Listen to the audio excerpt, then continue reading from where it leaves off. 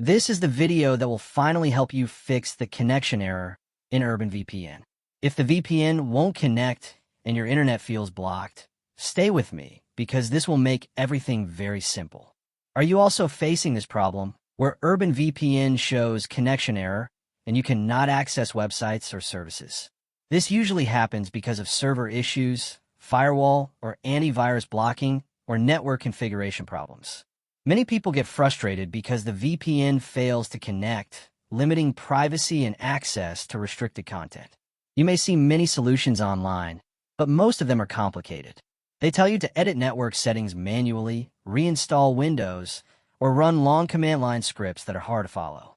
When I faced this problem, those methods wasted my time.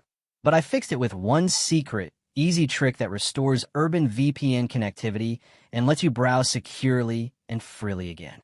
If you want to make a full step-by-step tutorial showing this easy trick, just comment down below. I will guide you clearly so anyone can follow it without confusion or risk.